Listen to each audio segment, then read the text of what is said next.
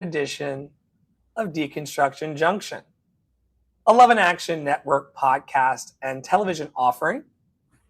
I'm Dr. Flo, online coach and mentor and dream weaver for those who are bold and what they want to express on the planet. If you're out there and you are a bold dreamer today, if you're a person who has the unction to function, if you have the permission of admission, if you have the brine of the divine, if you have the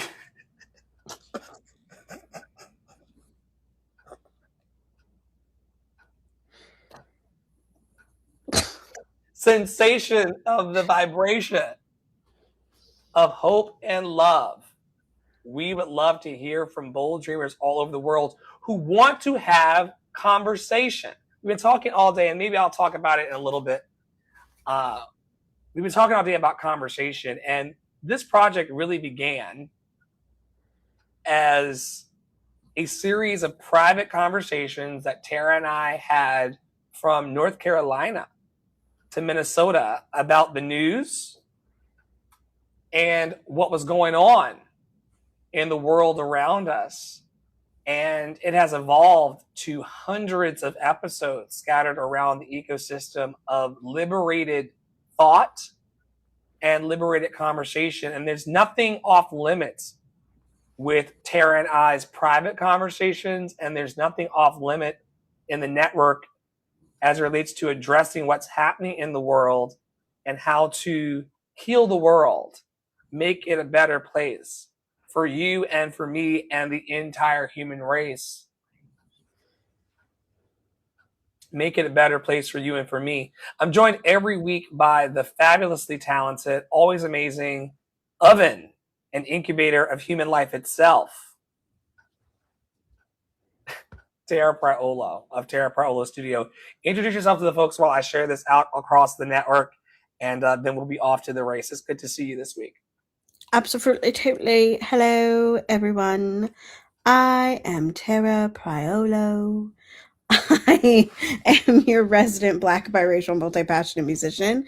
I work at the intersections of voice and identity, talk about the ish that nobody wants to talk about, help you release your entanglements so we can all get free, you know? Because who doesn't want freedom? Well, some people don't want freedom, but that's okay. That's okay.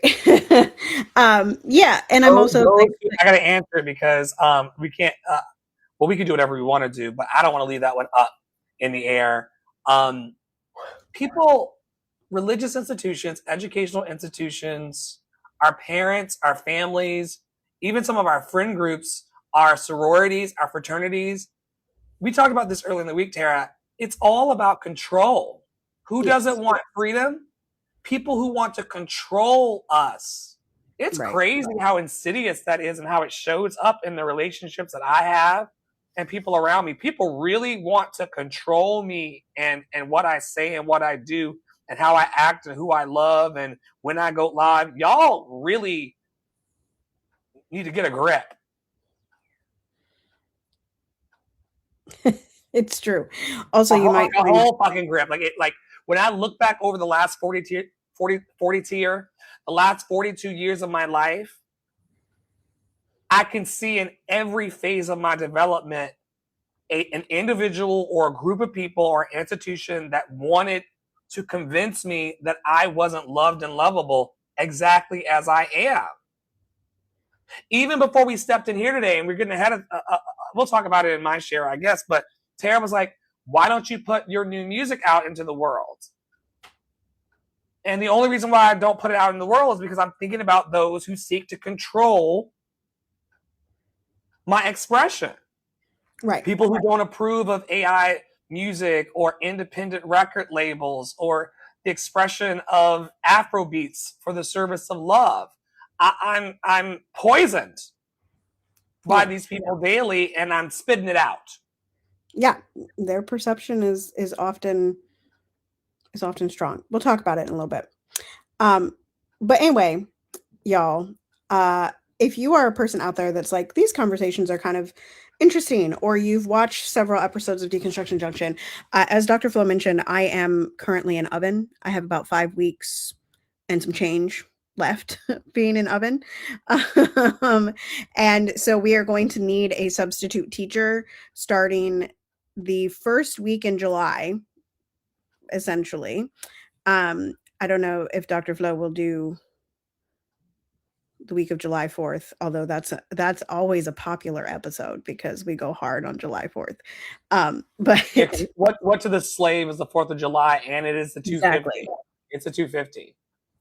Right. So Right. I And will, it's on I will, Saturday. I I will, think it's I on will Saturday. definitely be staging a protest. Good. Great. So anyway, if you want to co-host that one or any of the other ones, and I know we have people coming into the network, please feel free to reach out to us at lovedandlovable.org. You can live chat us. You can email Dr. Flo. You can text him directly. You can inbox either one of us on Instagram or Threads, anywhere that you can find that we are. We're the same handles at Ask Dr. Flo and at Terra Priolo Studio. You will find us on the internet. So if you're interested in that, and it could be personal stories, we often don't share a ton of personal stories on here, but we have in the past. Lately, we've been talking kind of more world news type things and how it's relating to us and or just like what's going on around the network. But anyway, there's a lot of things that need to be deconstructed for us to get free. And so if you have a story or if you are reading a story, like the lady that fell into the manhole, like, and I'm not giggling at her death, y'all. I just like, what do you mean? What do you mean that this lady just up and walked out of her house and fell down a manhole? Like, what timeline are we, what timeline are we on? Because what do you mean? I tried to explain it to my manager and partner, Poppy. He was like, that is unacceptable. But I was like, trucks drive through the city in the middle of the night very fast, and a multi-ton truck is completely capable of dislodging a manhole. And a random truck hit it, sliding door style, the butterfly effect. That truck is probably in Jersey by the time she stepped out of her car and fell into it. What I don't like about the story, and trigger warning to everyone in the room, is that she was down there screaming, I'm going to die. I'm going to die. I'm going to die, because the steam from the manhole was literally cooking her. And it wasn't the fall that got her. It was the cardiac arrest from her heart. Living, have y'all ever seen, I know you haven't seen this movie, so just don't even go there. This man, he's seen like 5 minutes of every movie that he's watched. Anyway, there's a movie called Volcano. Okay. It's got, what is his name? Tommy Lee. He's a white dude. He's in The Fugitive with Harrison Ford. Anyway, Tommy Lee somebody. Anyway, it's a volcano, and it's like a sci-fi flick of this volcano that erupts in Los Angeles. It's like underneath of the and it like do they have subways in LA? I don't know. Anyway, the tunnel system in LA, and like the people go down there and they like get cooked. It's gross. Anyway, if you want to see it, it's I mean, it's not like the worst movie I've ever seen. I clearly watch it frequently when it's on. Volcano movie. Is it Tommy Lee? I was right. Tommy Lee Jones. It's a 1997 film called Volcano, and it's got Tommy Lee Jones. It's about a volcano that erupts in Los Angeles, creating a lava flow through the city streets. And they have to figure out how to not have everybody die. And there's some very strange race relations and police relations, as there is in many 90s flick. But yeah, so if there are Black people though, for Poppy's sake, if Poppy asks if there are Black people in the movie. There are indeed Black people in the movie. And I think there's a Black police chief in that movie, actually. So, that's there you go, y'all. If you want to talk about Volcano, come on the pod. Loveandlovable.org.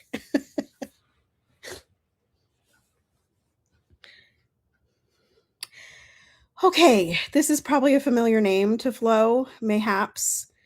I literally, as I was creating the deck, saw this, and I'm gonna connect it to something positive, but I met Lemmy on Clubhouse. Like, he was one of the first people I met on Clubhouse, and like a legit opera singer. He died. He passed away today at 51. After doing a concert last night. I don't know any more of that, but like, he was so kind. And there's lots of people talking about his voice today and how stunning of a tenor he was. And there's also a lot of people talking about how kind he was. Yeah. And so rest in power to Lemmy. And thank you for being an example of someone who left the career and came back and did all of the things that he wanted to do in his joy and was always sharing it with everyone. And like I said, he was like one of the kindest people I've ever met. He was always like engaging, nice things. He was also just like, he was an advocate in his own way. Like, he was a quiet advocate, like every once in a while he'd post something that was like very political or very, pro-Palestine, like, and you just see this, but like it's just such a shock. He was, like I said, he was 51. He literally was like in Dallas doing a concert. Like, I saw his promo last week for this concert. I don't know what happened, but rest in power. And I want to connect this to something else that Flo had said to me earlier in the week. Like, is this the last song that I will sing? And I'm gonna have to go turn the elephant back on because the child is crying, I think. But in one of the articles, it said that he only created one album of music, and it was a recital album. And this is no shade to anybody, but like, I was like, oh my God, I'm so grateful. Like, I already have two. I'm so grateful that like, it's not hard to find recordings of me. And that it's not only just those in-person moments. Because those, like, they live in our memories, but they fade, right? And so I like with Lemmy, like, he lived so fully in the years that I knew him, and like he performed for Michelle Obama. Like, that's how he re-engaged his platform, and that was within the last decade. And so I was very shocked, and I needed to bring it here because I know Flo knows Lemmy, and yeah, powerful Black tenor, gorgeous technique, stunning human. And it's too soon, and I'm so grateful to have met him.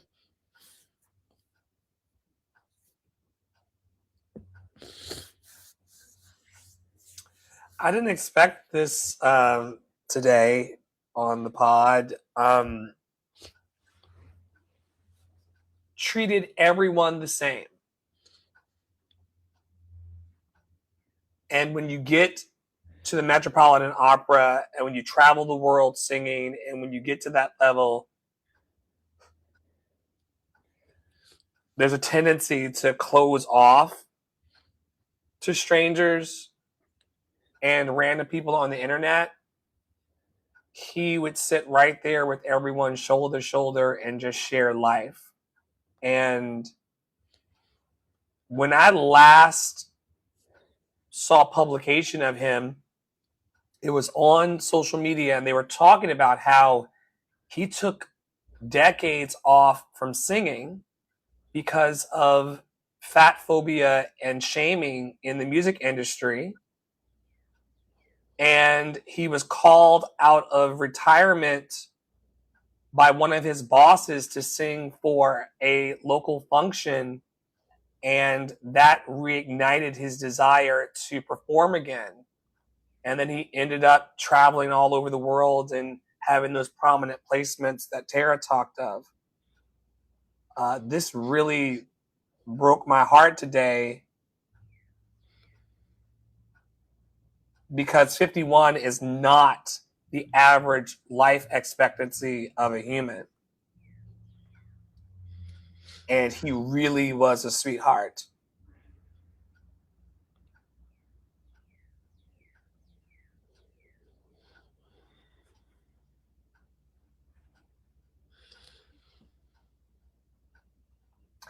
And in a world of people who are pretending to be in their fullness and wholeness and in their greatness and in their humanity, to have a performer like him, we talked a lot on that app, especially in the pandemic, because he was in all of the singing performance spaces, chopping it up. Yeah.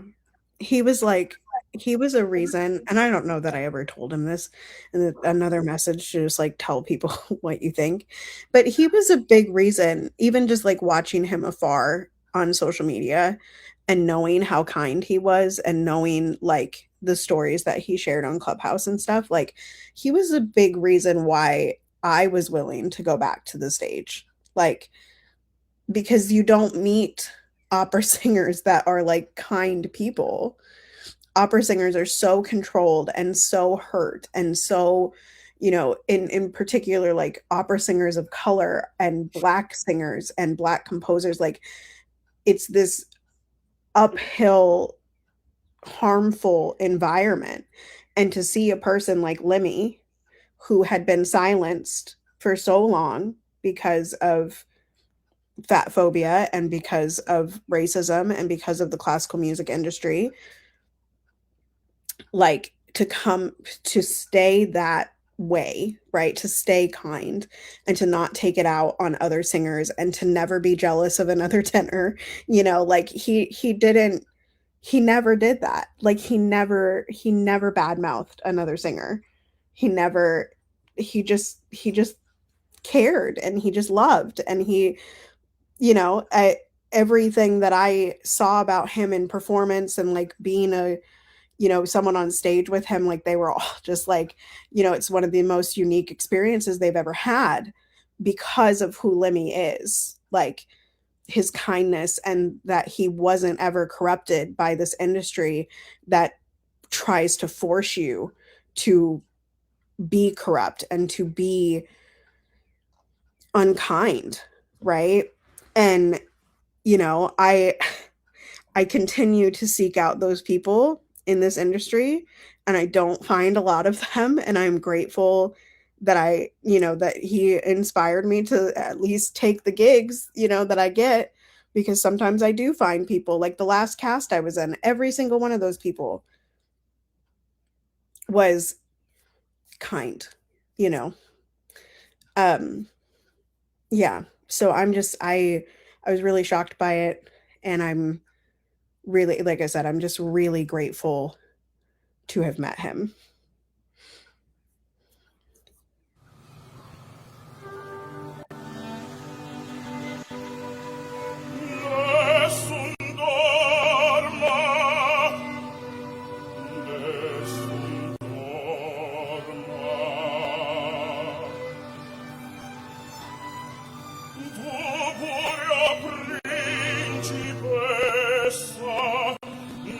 Nella tua fredda strada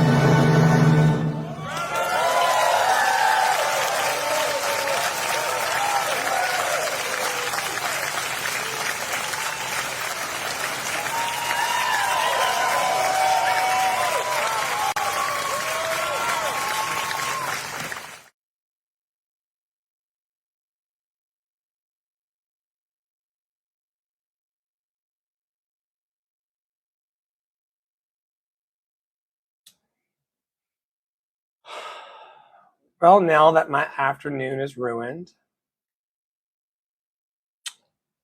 thank you so much, Priolo. I'm always telling him that folks died. Always. As you were sharing today, I was like, as I'm over here blubbering, I'm like, she got me again. She got me again.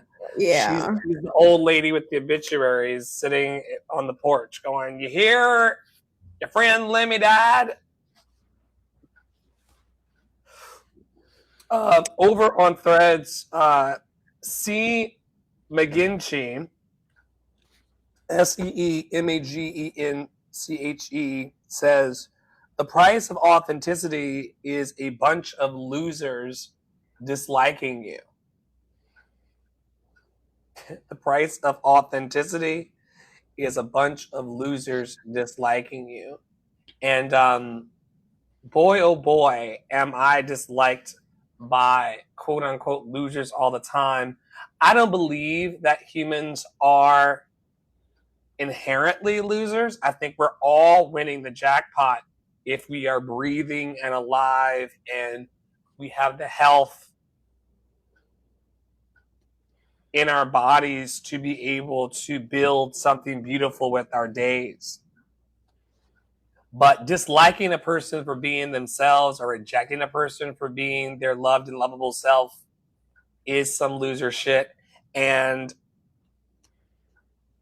if I have as long as Lemmy had or shorter, I'm not spending it trying to impress you all anymore. I've had it. There's so many different ways of dicing this particular carrot and living according to the needs and wants and desires of people who just aren't committed to being happy for themselves and within themselves. We just learned from our friend Lemmy that time's a wasting. Love yourself today. Stand in your authenticity. If people love you for who you are, embrace that and embrace them. And if people do not appreciate what you offer in the world, let it go, man.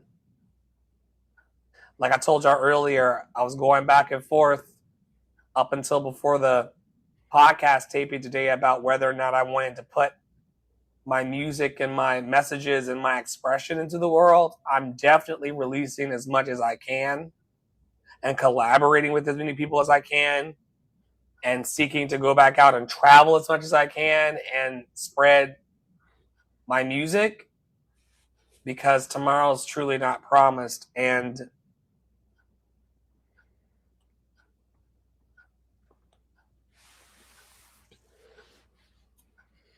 yeah.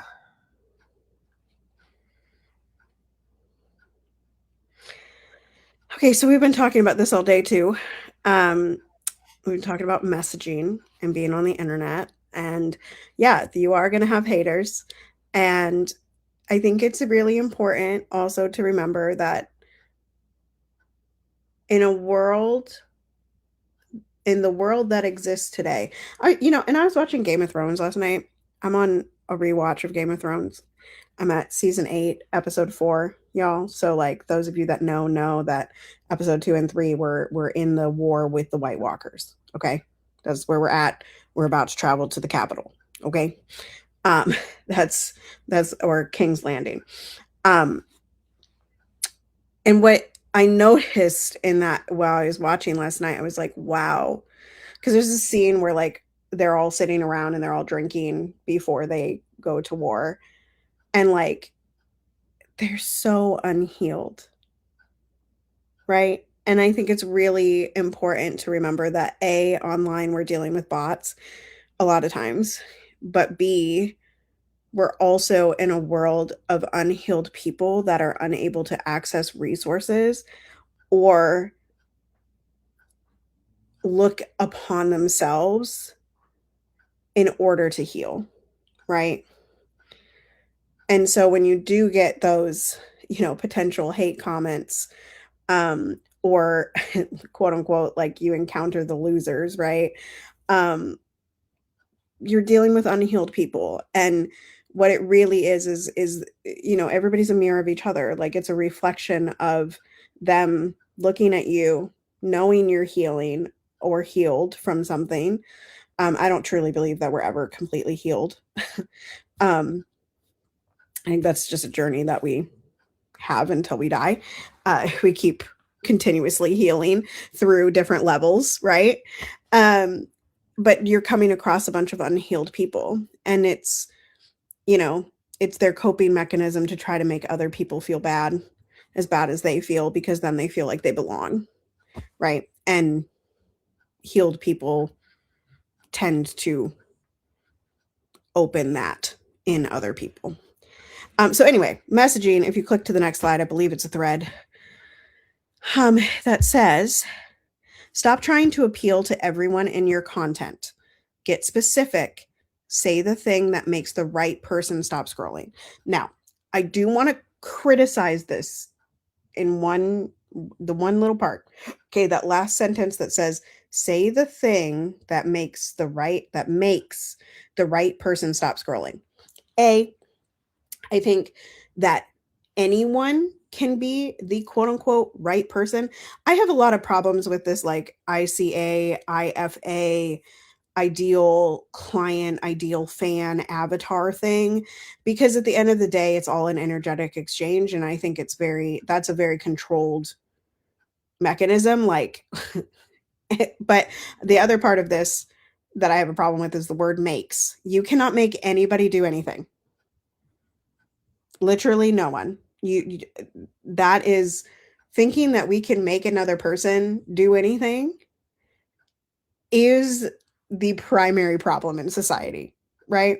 So I don't love that part of this, but I do like the stop trying to appeal to everyone in your content, because you're never going to appeal to everybody. You're never going to pull everybody onto your side or onto your team or onto your thought process or whatever. And I like the get specific, right? Because the deeper that we can get into our own message and the more and more that we can understand it, the more people are going to resonate with it, which then means that you're going to find the people via sifting and, as Flo says, and dating, that you want to be around, that you want to build community with, right?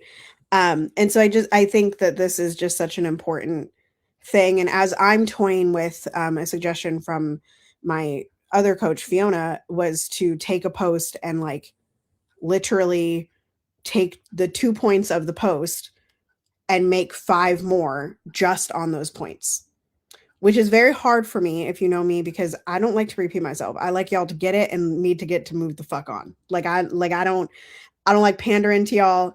I feel like I'm being what's that word? Condescending.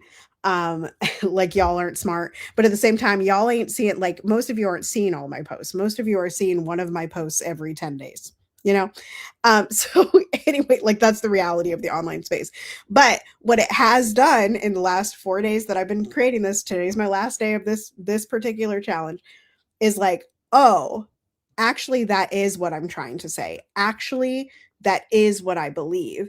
And because I'm saying it so frequently, I'm able to get really specific and into the nitty gritty, which then produces more content ideas for me and also helps you all understand where I'm coming from. And messaging at the end of the day is more important than how pretty your brand is or how pretty you are, et cetera, et cetera, you know? So that was the topic of messaging. Do you have anything to add to the messaging? I know we talked about it in the clubhouse room this morning, but anything about this?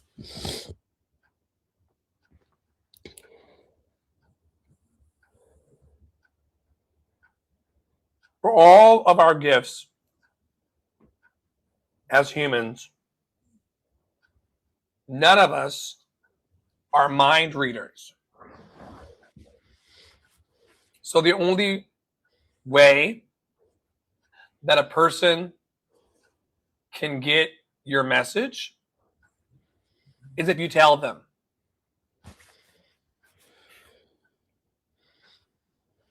And if you can believe it, there are hundreds to thousands to millions of people who want to hear what you have to say. You're going to have to say it. And if the people who are around you are not listening to your messages, in the words of the late, great Sondheim, move on. Stop worrying where you're going. Stop wondering where you're going. Move on. Move on. If you could know where you're going, move on. You would have gone. You have to move on. So we help people here in the network, and I help people privately in my coaching practice. Did your lights just flicker?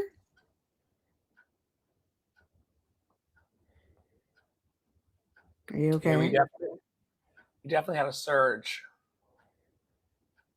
That was fun.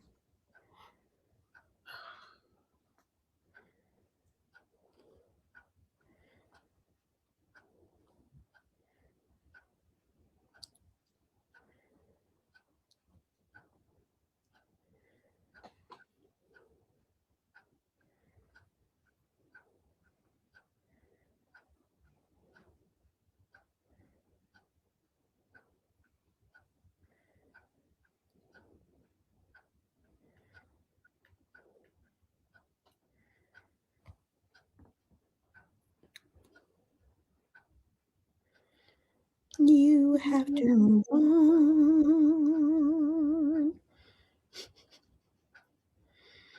That happens sometimes here, but I don't understand why. It's maybe a power surge or...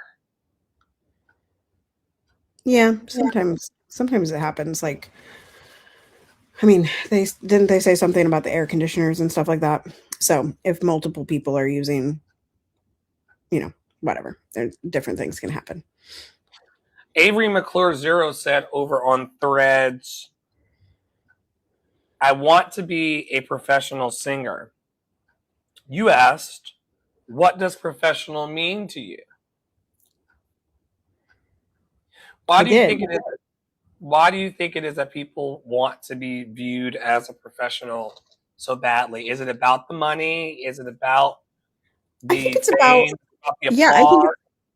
I think it's both. I think it's about the prestige of it all, like being able to call yourself a professional anything, right? Like society is like, oh my god, like you're so awesome. Like you automatically have this clout, right? That they feel like for some reason they don't already have.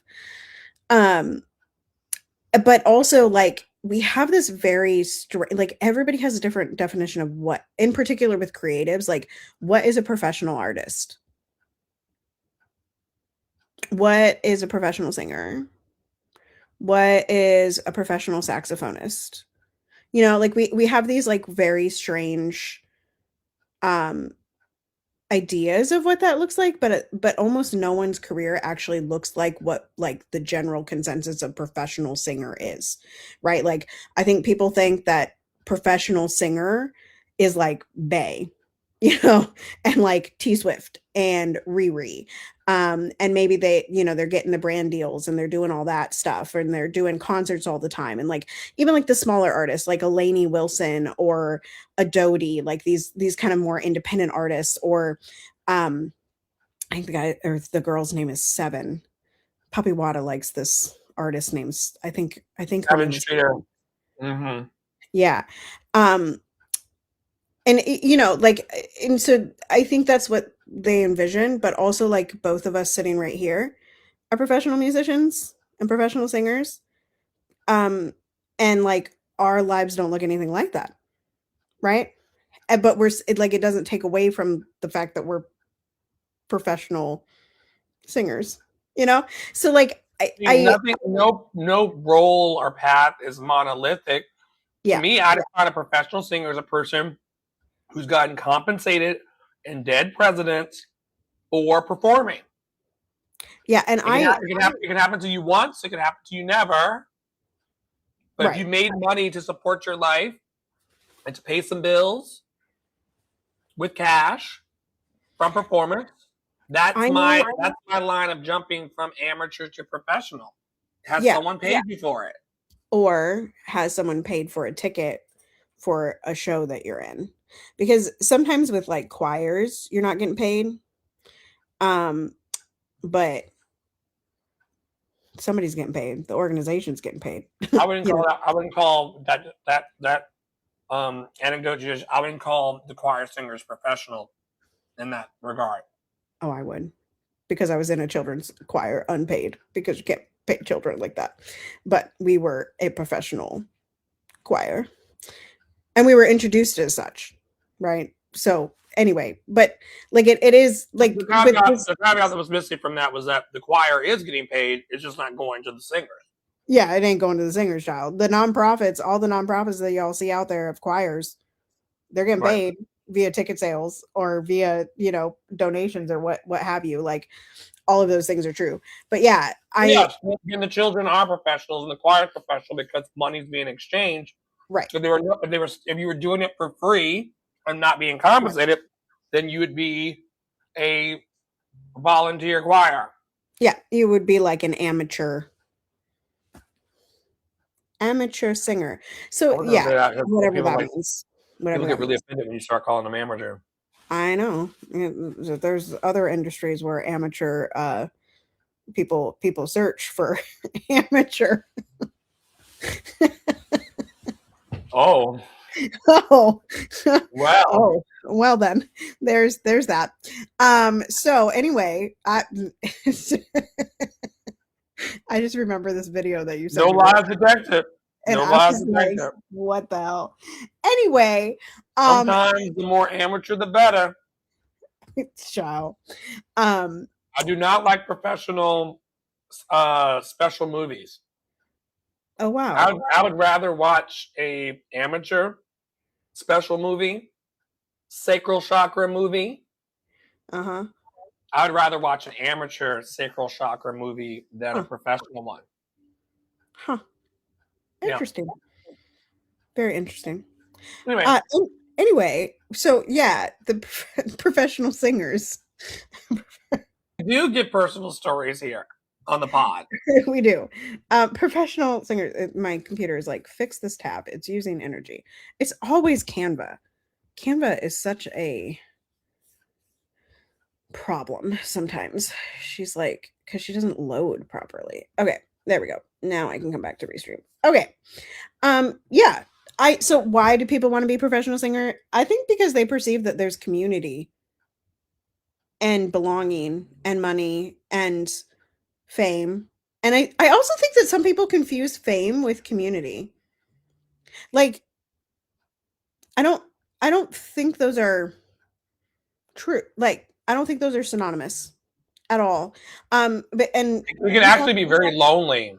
Right. We talked about this with Lemmy. Like, that's what was so special about Lemmy, was that like you could be friends with the dude, and there's a lot of people at even that level, right? Even like niche opera singing level that like are really mean and they don't have community. Like I think about like Renee Fleming. Like that woman doesn't have community. And she's not that mean, but she's like at a level of fame that like people aren't around her like that. Which is very different than like a Joyce DiDonato, who is pretty like they're at the pretty same level. But like Joyce is out here teaching and creating community in that way, right? Whereas Renee is not. And so like those are not synonymous terms, fame and community or fame and belonging, because there are a lot of very famous quote unquote professional singers and professional people who kill themselves because they have no community. Like, let's keep every 11 minutes. Every 11 minutes. Right. They like Anthony Bourdain, right? Like had all the money, had all the fame, still killed himself. Right? Like what was that? What's the composer that you always talk about? What's his name? Give me more. Rent dude. Wasn't it the Rent dude? Jonathan Larson. Yeah. I mean, like, and maybe that's not the same level of fame that we were talking about at the beginning, but like he had some fame, right? And still, and was going to go on to have a very successful show. And randomly died. Right. So I just think that, yeah, I personally don't necessarily find the appeal of like, I am a professional singer. Like it doesn't make me feel any type of way. Like I'm like, yeah, sometimes I make money from my singing, just like whatever. But people that aren't and want to, the grass is always greener where you perceive that you're not. You're gonna have to, and I've lost the thread already, probably. I want to be a professional singer. It's in your replies. He's going to have to audition, and he's going to have to show someone that he wants to get paid. He's going to have to ask for payment. My question is, have you asked someone to pay you for your art? Have you ever felt like nobody was there? Okay, this is politics that happened again. I guess I'm in my pro-black bag today. Anyway, so I think we talked about this last week or the week before.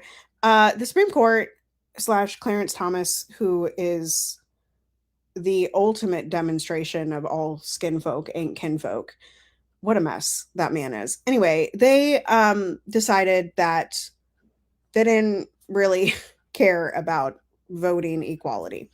And so they pretty much ripped up the Voting Rights Act, and that is why we had the video of Justin Pearson calling the sheriff boy in Tennessee, because now there's a bunch of legal redistricting, which is taking away from the all black districts. And so anyway,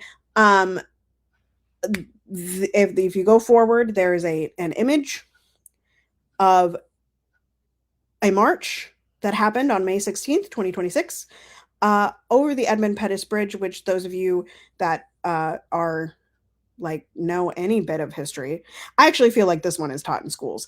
March 7th, 1965, John Lewis was on the bridge. They marched across the bridge in Selma, and they were met with very violent white supremacist cops who beat them, and they were being peaceful, etc. So this march was staged in that same space on May 16th. That's really all I have to say with it. I mean, it didn't change. It didn't change the ruling, child. So to all these people screaming on the internet, like, what are, it's funny to me because it's like, what are the protests doing? What is the point of the protest? What is the point of the marching? And it's probably because it's white people that it's not working. And it's like, well, actually, this did nothing too. I mean, it's a nice picture, I guess. But anyway, that's just a thing. We are at a stage of this society where, yes, we can and are invited to continue utilizing every single tool available to us, such as marching, such as boycotting, such as whatever you want to use, rioting, right? Underground railroading, all of these things that we can use all of those tools. We can just know that some of them are for the photo op and some of them are going to make actual change. And I don't think we really know which one is going to make change until it makes the change. So yeah, so that was, a pretty stunning picture. Several pictures. You can find videos online of that as well. So that was a momentous thing that happened in the last week. Made a new friend this week in France. And in France, they will not show up to work and protest and really do large-scale demonstrations to get what they want from their government. And while what happened on this bridge is great and symbolic, we need to have more conversations about solidarity and what it means to show up for one another to have our needs met. And I pray to be more willing myself. I didn't even know this was happening. I didn't know it was happening until after it happened, Joe. And I mean, because there was all of this criticism online, right? About like, where's the No King's Day people now? Like after the Voting Rights Act was basically dismantled, which I understand. But I didn't see any promo for this. And I'm a chronically online person. So I don't know. I don't know if it just wasn't online and it was like a very local symbolic thing or like what, but like, it to me, it's like, okay, yeah, we would like no kings to show up right now, because they've been showing up for white issues essentially, this whole time. However, No Kings does have the numbers. I mean, there's millions protesting when No Kings happens. It doesn't happen enough, in my opinion, and it doesn't have a solid ask, which is the point of protesting. And it's very convenient because it's on a weekend, and so everybody can go and not take off work, right? But you compare that to something like this, where it's like, we never, like, I wasn't really looking for it, but like I never saw anything about it, and until after the fact. And so I'm like, okay, yeah, we need numbers, right? Like at the end of the day, we know it to be true that there are more of us that want freedom and liberation for all than there are of the people trying to keep everyone in chains, right? We know that. So how do we organize that mass group of people to be showing up frequently enough that the change is made? And I think that's the part, like, that's the toxic shame infighting that we were kind of talking about in the clubhouse room this morning. That it's like, yeah, like, how do we organize? Like, that seems like such a pedantic question, but in this day and age when people are just mudslinging left and right, regardless of race, gender, whatever, like people are just mudslinging, like everything that everybody else does is wrong and what they do is correct. And then when they do the thing, then other people are like, your way is wrong. It's like, can we stop the infighting and actually like get free? Can we get free? And where are the app developers? I built an app, a web app, in 10 minutes the other night that points people in the direction of where I want them to go. Where are the apps? Like, if there were a list showcasing this information, I would be on the list. If there were a Substack talking about this, I'd be on it. I don't think that the light workers do a great job of amplification. Do you think that the But people. that's a huge criticism of No Kings. There's a whole bunch of people online that always criticize No Kings because they have the option for you to register for the protest. So they have the option for you to put your name and your email in to make sure that you know where your chapter is protesting. And like I get it, but also once again, like your phone, like my phone right now, I'm not scrolling on it. This phone is still listening to me. My Right. phone already knows that I am a freedom worker. The Yeah. feds know. They're not The going to feds care if I know. put my name and email into No Kings, right? Because they Right. literally are listening to me right now talk about freedom, right? And so I think that like They've triangulated that we're on this platform in two different states. We're talking to each other. They know. right. If And so someone were like to go, if someone were to go out into the world and say that I'm right now committing a crime and robbing a bank, they're going to know that that's not happening right, because I'm sitting you're here with here. Tara online.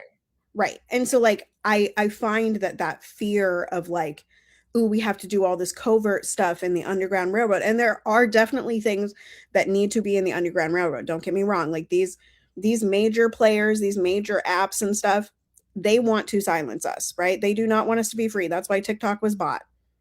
They do not, we got a little too free over there, so they done bought it. Okay. Like that is what happened. That's what happened. People said you shouldn't kill Palestinians, and the United States government said, we want to kill Palestinians. Shut the fuck up. We're buying TikTok. That's what happened. Okay. Like timeline of events. That's what happened. So anyway, like we gotta get over this like weird fear mongering that happens at the base level of organization, and the weird way that capitalism and hierarchy tends to affect the grassroots organizations, right? Like BLM and things like that. Like there's infighting in those nonprofits and those movements fall apart because there's jealousy and there's different, way like we got to figure out how to be in community, not in cults. We got to figure out how to be in community, not in cults. I'll say it one more time. We got to figure out how to be in community, not in cults. Because some of y'all are trying to make these movements happen by forcing people, by controlling people, right? And the reality is, there's no right or wrong way to protest aside from not lifting your voice. Lift your voice in whatever way feels good. If that's online, if that's walking in these marches, but also like we have to know about you, right? like once again, we didn't know about this protest. This is in Selma, like I would have liked to. I would have put it on my social media. All of this is right. strategic. I don't understand why these freedom fighters and people are not more strategic. Yeah. You know, Yeah. And they say like, like, well, like like oh, like No King's Day, like they only do once every like 3 months or every 6 months. But you know what? Once again, No Kings gets the numbers. So like maybe let's take a page out of their book, and combine it with the things that we know that do actually work in protests, right? Um, just throwing that out there. And I'm not saying that we should only be protesting every 6 months. That's not what I'm saying at all. I'm saying that I think that we could organize the same number of people by the end of this week to show the fuck up if we chose to utilize the tools that other people are not afraid to use, but for some reason the light workers and the freedom workers are afraid to use. It's very strange. It's a very strange thing, right? And it comes from this is what it comes from. That little nugget that they plant in you when they're like, you get old enough to realize that you look different, or you might love the same gender, right? That nugget that they place in you that like you're less than, that's why you don't use the tools. And that's why we talk about this all day long, right? Because at the end of the day, you got to heal from that. You got to heal from that nugget that somebody implanted in you, that you're not enough, right? That you're not enough because your skin is dark, or because you're half black, or because you're a woman, or because you love dudes and you're a dude. Like, or you're trans, right? Like, you have to heal from that, because it is preventing you from moving forward. You are determined because someone told you that you're the victim to keep on being the victim. Do not be a victim of yourself. Use the tools. The white people are.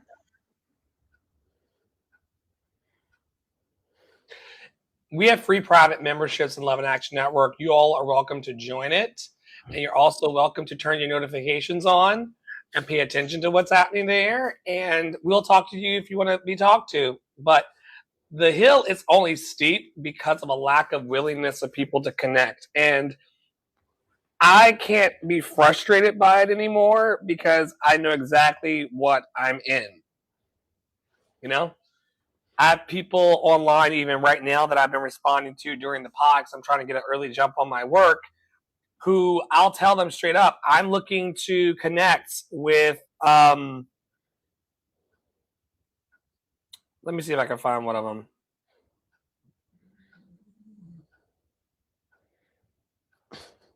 I'll say, we're seeking collaborators who value authenticity, consistency, compassion, accountability, and long-term vision. Well, what's the dream? I'll say, we're currently seeking vocalists, musicians, teaching artists, live stream hosts, moderators, creative directors, and community builders who want to grow alongside a mission-driven movement. What's to it? Like, are y'all okay? The phones are smart. Oh, God. The phones are definitely smart. They are.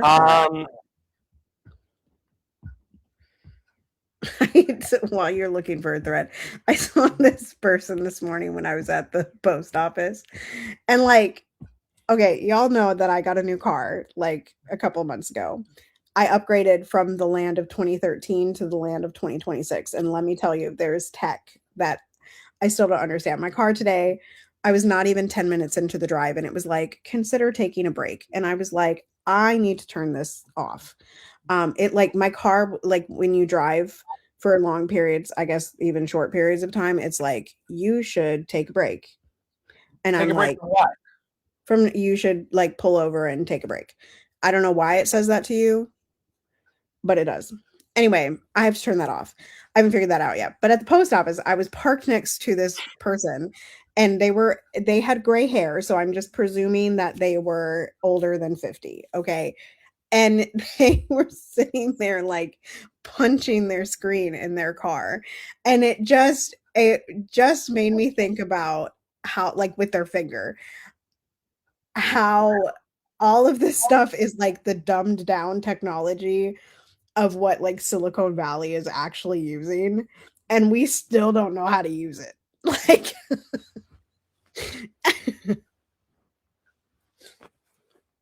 one-sided energy exchange is parasitic for your aura. How do you feel about that today? I agree. I feel like I'm very protective of my energy without like ever intending to truly be. But yeah, I agree. Like I there's a lot of leeches out there, man. A lot of parasites. Why do we give if we're never getting anything back? Tara Priolo Studio over on Thread said, finish the sentence. I imagine a world where we're all free.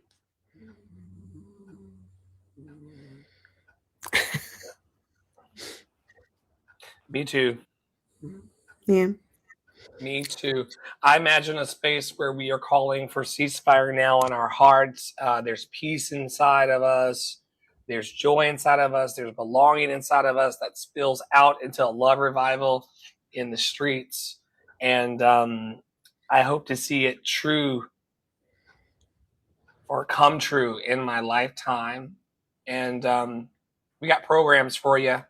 Free private memberships are available for all of you who want to tap in and tune in and turn on to the love. Free means free. I know a lot of you are skeptical of free services and people who offer freedom and free things to you. on the internet, but when we say free private memberships, no one's ever been charged for a free private membership that I've had. Much to the chagrin of my team and my partner, there's a lot of free shit here, and you're more than welcome to tap into that if you'd like to. We do have premium and add-on services available for people who want to go the extra mile, but if for some reason you just want to hang out for free, I'm not going to turn anybody away for lack of funds for free shit. The cake is free. Eat it. Drink the punch. I don't want to take it home with me. I made it for everyone else. We also have daily peer support spaces. We were in 2 of them this morning over on Clubhouse and also on TikTok. You're more than welcome to tap into that love flow as well. And we have affordable premium services for those of you who want to go, like I said, the extra mile. Web resources all over lovedandlovable.org, lovedandlovable.org, lovedandlovable.org. Thank you to our annual web services sponsor, Awesome Angie Gifts and Novelties, for supporting us and purchasing the web property for the next year.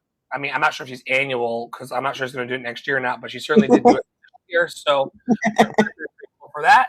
And I'm also hiring and bringing on collaborators for Dr. Flo and the Love Experience. I really want to start making music again in my life and using my gifts in light of my dear buddy Lemmy and his passing. I will do a better effort of making that dream revive today and beyond. That was just so sad at the top of the pod today. I put it at the top because I didn't want to end with it. I was like, let me not front. Let me not live lives I don't want.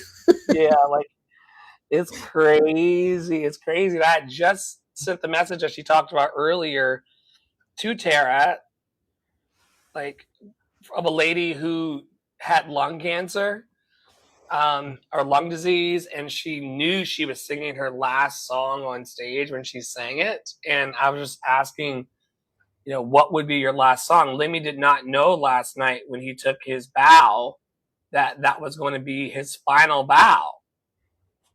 And we don't know when we're going to take our final bow or when the loved ones in our lives are going to take it. And of course, he's ultimately liberated today. Certainly doesn't have to pay another bill a day in his life. And so we're grateful for that. And it's a reminder to see life as precious and to live it to the fullest. And if you don't know how much time you have left here, definitely do your best. There's an invitation for you to do your best to live it in joy. Hug your loved ones. I hug my husband hyperbolically tight every day before he leaves. It's like a 1970s romantic Western every day when he leaves. Not a romantic Western. Westerns are... where the sun sets as the person. Yeah, I know what you're talking about. It's the same as Gone with the Wind, the band movie. Yeah, it's like I hug him as he rides his faithful steed off into the sunset. It's so dramatic because it's not guaranteed that I'm going to see my husband again. It's not. And I take it to heart because there's so many people who are longing for love who never find it. A lot of that has to do with their availability and their willingness. We talk about this all the time. On that same note, though, y'all, if something happened to him, I would be booed up. You're not going to risk your life alone. There's no reason to. I don't see any reason to not have great sex, great food, great adventures, great rest, and great income.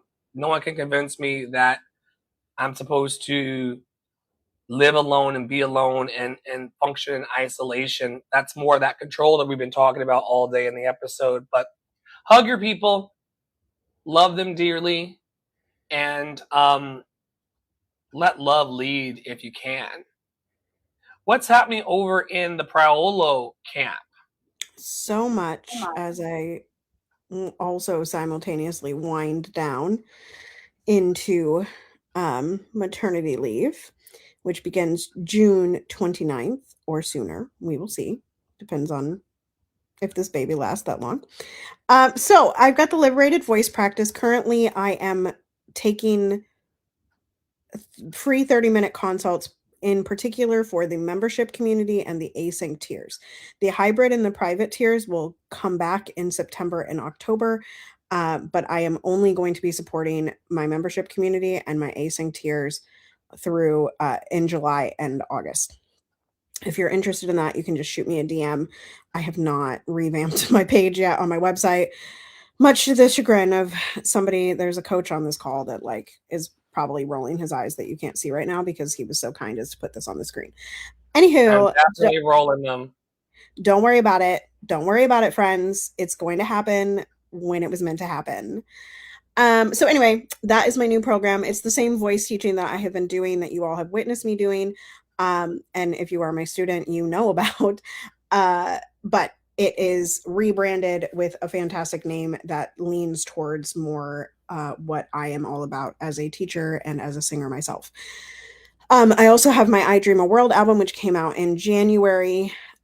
Also on that same page at tarapriolo.bandcamp.com, you can listen to my first album, Soliloquy, which came out in, I believe it was May 25th. It's coming up here. It's the 4th anniversary of that album is coming right up, which I recorded. I released at that time in memory of George Floyd. So that's the connection there. And there are a couple songs on I Dream a World also in connection with George Floyd and his murder here that were written for that specific purpose. So you can go listen, you can purchase, and you can share from that website. I also have the I Dream a World archive project. You heard Dr. Flo read a thread about that. It's basically finish a sentence, and then there's a prompt, and you answer the prompt. And eventually I'm going to put those all together, probably on maternity leave, and have an archive of them, both on social media, my Substack, and beyond. The other things that you need to be aware of are there is a Blackening the Canon Negro Spiritual Intensive happening in the middle of June. I do have a wait list available for that to sign up for. You will likely get an advanced link and perhaps some bonuses that I'm cooking up if you join that wait list early. So that is at tarapriolo.com/links, as well as some of my other projects that I do have going on. And the best place to keep up with all of that is on my Instagram, Tara Priolo Studio. I think that's that.